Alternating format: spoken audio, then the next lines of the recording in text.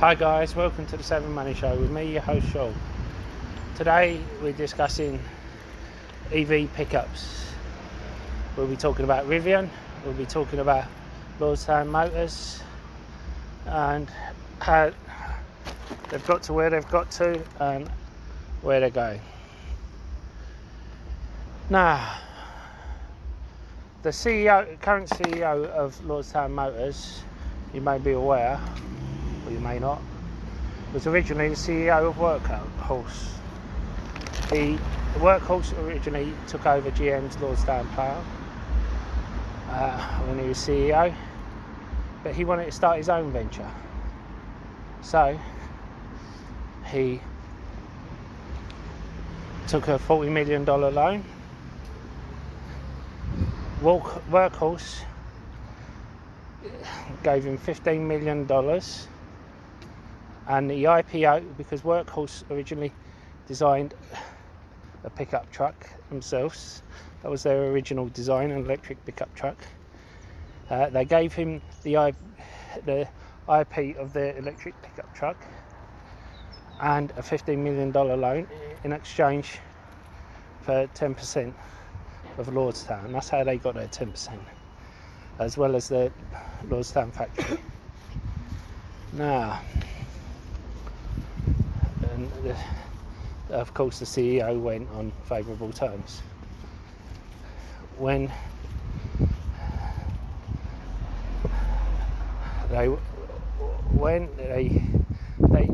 he has claimed that he has had a huge amount of confirmed orders,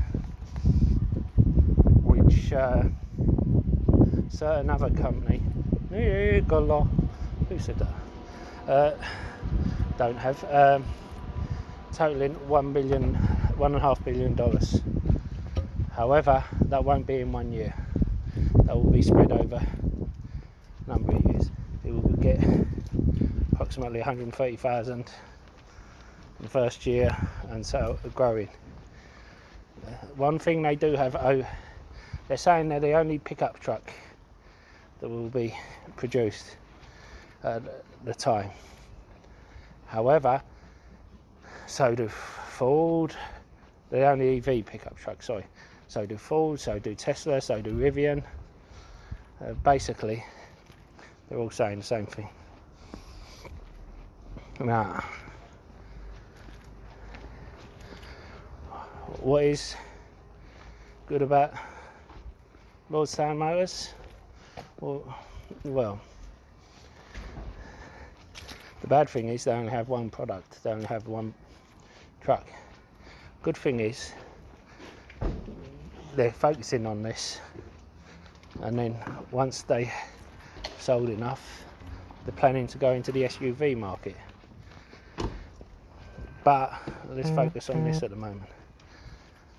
Their pickup truck, they're planning to sell for $52,500 before the tax credits, which will bring it down.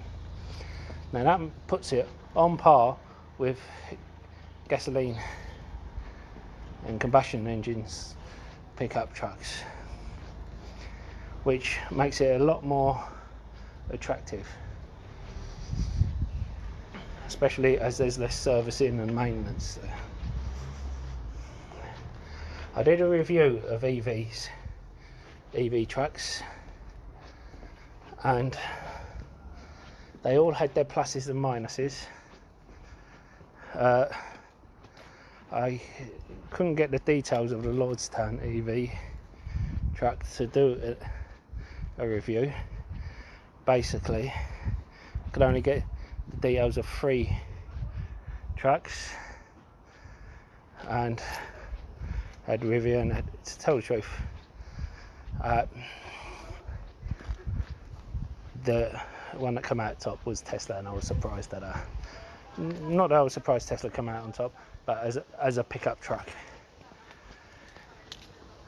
it doesn't look the kind of thing that would, as a pickup truck, come out on top.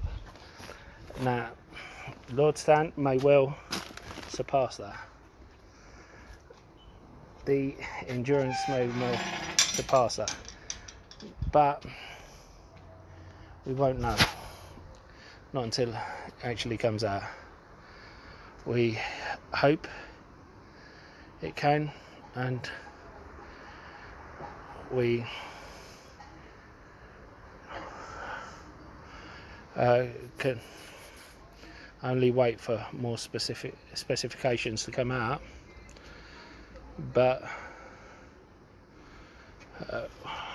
while we're waiting for it, I will try and compare the pickups again.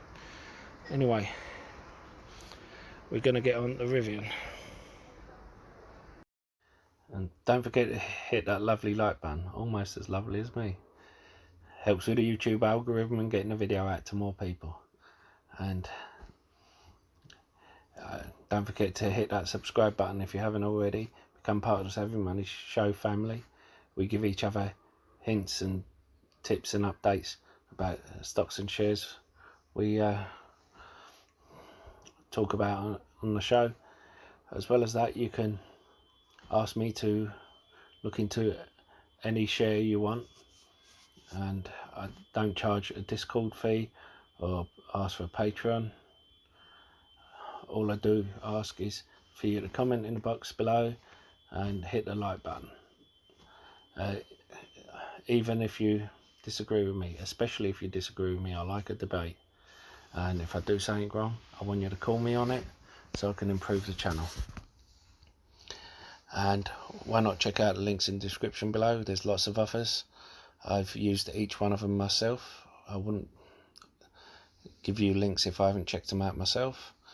If you're looking for a free trading platform which should trade your stocks and shares, you know, you can get a free share worth up to £200 for signing up and depositing a small amount. A free trade only requires a £1 deposit. The others require £100 or dollars, depending on which one you go for. Stake has over 3,500 US stocks on their books, which is the biggest one outside of the US. Whereas Trading 212 is one of the best and easiest platforms to use. But as I said, I use all three. Anyway, on with the show. So, Ryvian. We all know about Amazon investing in it. But did you know before Amazon invested in it, Ford invested in it a large amount. They looked into investing in Lordstown, but instead went into Ryvian. Now, the thing is, when people said to me, well, why would I go into Ford when it was below $6 a share, I said because Ford are opening up all their plants. They've been making respirators for the government, which they'll get paid for. They just made a new technology for the police interceptors to fight COVID-19, which other companies will be paying for as well, and will be good for a short time flip. And I was right. Please don't follow me on the back of this, because you will lose all your money. I'm just some idiot on the internet. I may be right sometimes, but at the times when I'm saying I'm right, remember, in March anyone could be right. You could throw a dart at a stock and be right. Now, so don't think I'm here saying, oh, I'm right all the time, because I'm not. I could show you the times I'm wrong, and you wouldn't believe it. That's why I say prepare to hold for long term, because then you've got a chance for a bounce back. Now, you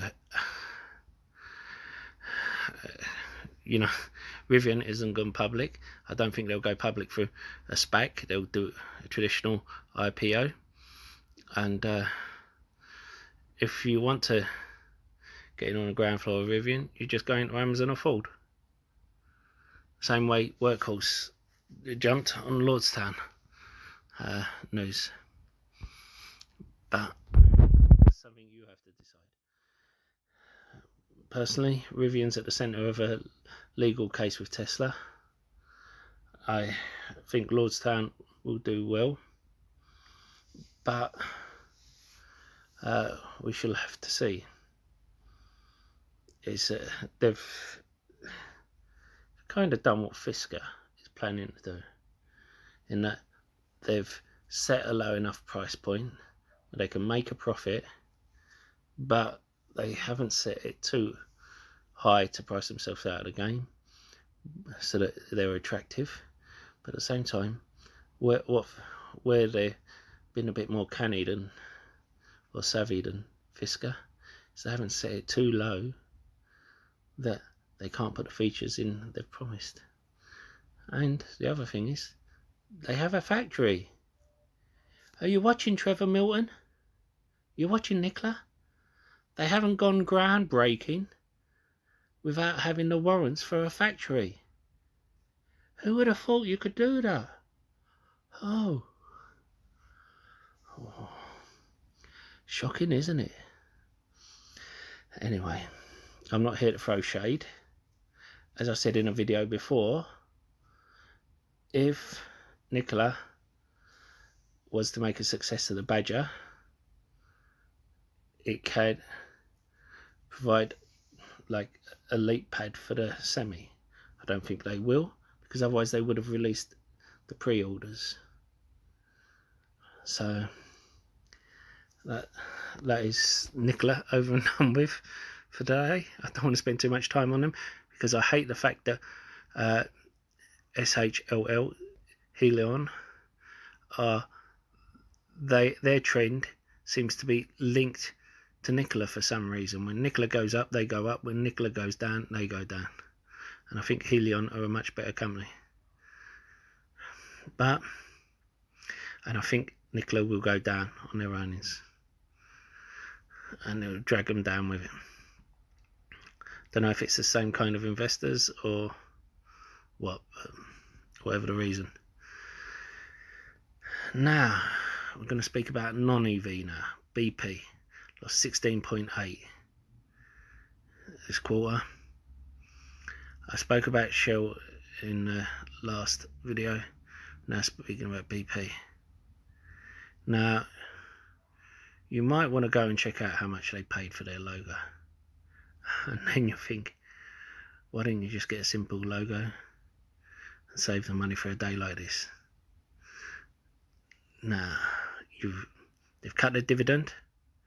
I got slagged off when I said they haven't. When they said they haven't announced it yet, I said they will. When a company like BP scrapped the dividend script, where they've had the dividend script since the beginning of the dividend, it's no surprise they're going to cut the dividend. Royal Dutch Shell cut it in the last quarter. It was the right thing to do. They've now set themselves up to survive at $40 a barrel. And survive is the thing, not make themselves profitable. BP should have done that and brought their operating costs down. Instead, they carried on as normal and cutting where they shouldn't be cutting, so they could pay the dividend. Now, I think this is a mistake, and they will pay for it. Mr. Looney should know better, someone of his experience. I think he gambled on the oil crisis being over quickly and the oil prices coming up. But what happens if OPEC starts arguing again with the Russians and Middle East? What happens if the shutdown, a global shutdown, starts again? They're all talking about worries of a second wave. What happens if the vaccine takes longer? You know, look at the price of the cruise stocks, look at the price of airline stocks, and that tells you what you need to know with that regard. I'm not against buying up the oil stocks at a cheap price. That's, as I said before, I buy tanker stocks to hedge against that. But BP has risen today.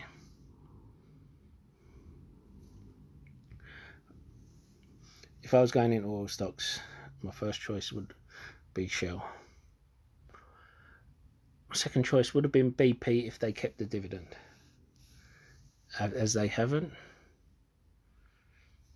it would then be Exxon Mobil or Chevron. Shell, because they're already heavy into renewables. Now, Chevron, they haven't done bad. They're still paying the dividend. They're backed by the US government. So, Exxon Mobil, but they've done slightly worse.